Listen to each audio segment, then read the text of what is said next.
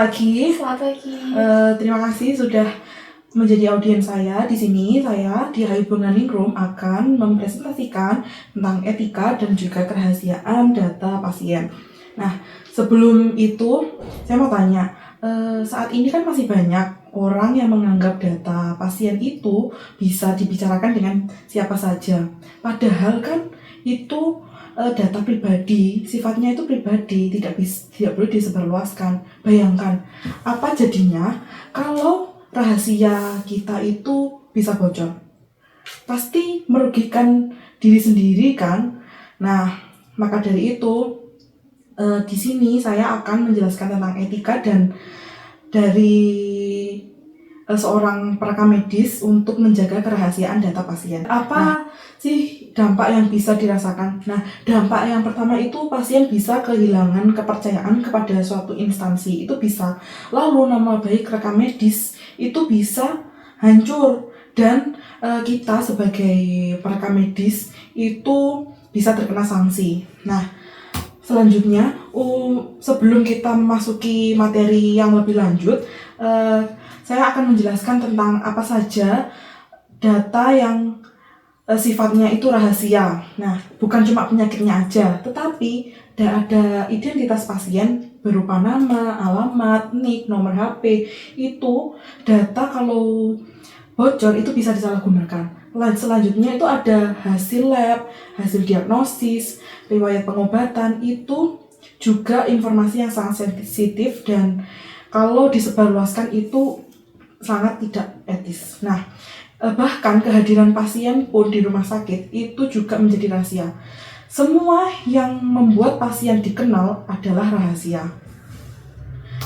Selanjutnya, pasti Anda bertanya, kenapa kita bisa sampai seketat itu dalam menjaga kerahasiaan data pasien? Nah, kita bisa seketat itu karena kita dilandasi oleh hukum. Kita diatur oleh hukum, yaitu tentang Undang-Undang tentang Kesehatan dan Permenkes nomor 24 tahun 2022, yang dimana menjaga kerahasiaan data pasien itu merupakan kewajiban dari seorang tenaga medis. Nah, sanksinya seperti sudah saya sebutkan tadi, itu sanksinya itu mulai dari teguran administrasi hingga pencabutan izin praktik untuk pelanggaran yang serius. Hal sekecil saja itu bisa berdampak pada reputasi dari suatu rumah sakit.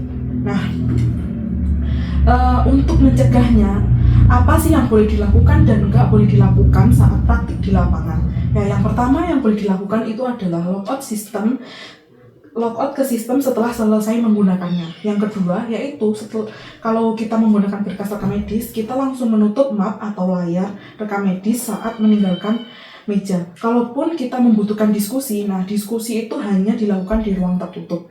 Lalu hal yang tidak diperbolehkan untuk dilakukan di lapangan yaitu yang pertama ada memotret layar komputer untuk diposting ke story, kirim ke grup WA, itu tidak boleh, itu sangat tidak diperbolehkan. Nah, yang kedua yaitu membicarakan kepada rekan tentang kondisi pasien di ruang publik, itu sangat tidak diperbolehkan, kecuali membicarakannya itu untuk sesuatu kepentingan. Kalau tidak ada kepentingan kita membicarakan, itu namanya jatuhnya bergosip, itu tidak boleh, sangat tidak boleh dilakukan. Nah, sebagai penutup, izinkan saya memberikan ringkasan singkat tentang materi yang sudah saya paparkan. Nah, yang pertama yaitu kerahasiaan merupakan fondasi untuk melindungi kepercayaan pasien dan institusi kesehatan. Lalu, kita sebagai perekam medis harus mengetahui mana data yang rahasia dan bagaimana cara memperlakukan sesuai dengan aturan.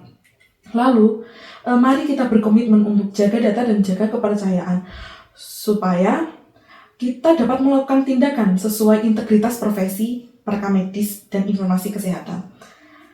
Mungkin itu saja yang bisa saya sampaikan. Kurang lebihnya mohon maaf. Terima kasih. Terima kasih. Selamat pagi. Selamat pagi.